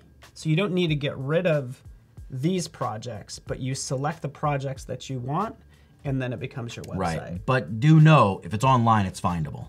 Yeah, that's so true. I am so paranoid of a big client I mean, like, when you're talking big time commercial work, you could be talking tens of thousands of dollars. And the last thing you want is like an image that's like a 75 when most of your stuff is like a 90 on a scale of 1 to 100.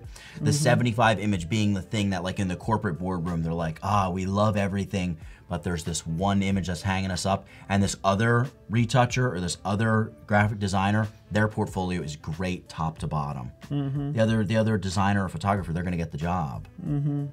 So that, I'm just very, I don't know, I'm very paranoid about that kind of stuff. So, right or wrong. Yeah, no, that makes sense. I do like the fact that you include the time lapses. It's super cool, and something that clients like to see, right? I mean, imagine being somebody who's going to hire, you're going to hire anybody, right? I wouldn't mind my refrigerator repairman showing me a time lapse of how he does stuff. If it's 30 seconds long, I'll check it out. Very cool, though. Very cool. Like this. Yeah. It's tough editing your portfolio because you're like, you spent a lot of time making those pieces. And there's you that also emotional, just got paid for it, so there's don't that worry about emotional it. connection where you love stuff. There's plenty of photos that I take. There's plenty of projects that I work on where when I finish, I love it. And I get angry when people tell me they don't like it or whatever. It's just the way it is. I understand that. And that's where I try to be really gentle and really understanding of what it is you're doing. I like the light. The woman on the left doesn't quite match. Like the macaw also looks a little weird in terms of how he's lit. Like this would be, I would just take this out of the portfolio altogether. You know, and the sad thing is, a lot of work went into it, right? I can tell you spent a lot of time, you put a ton of effort into it. But this is the kind of thing where if a client sees this, they don't know if you're gonna deliver something that like the absolute best work you have in your portfolio, or if they're paying you $5,000 and you'll deliver something like this. And maybe this is something you did 3 years ago. That's okay, right? We're all growing, we're all learning. I'll look back on the stuff I'm doing now in a year and 2 years and be like, this would be fun to revisit, even after watching like your streams this week and everything, like taking some of those tips and applying it to something that you already did. You know, and maybe, I mean, yeah, you could. Maybe it could. You could, for sure, for sure. That's fine. Oh, we're running down on time. Really cool work, though, by the way, for both Matthias as well as Allison. Did a great job. Just so you know, it's not like we pick the best portfolios.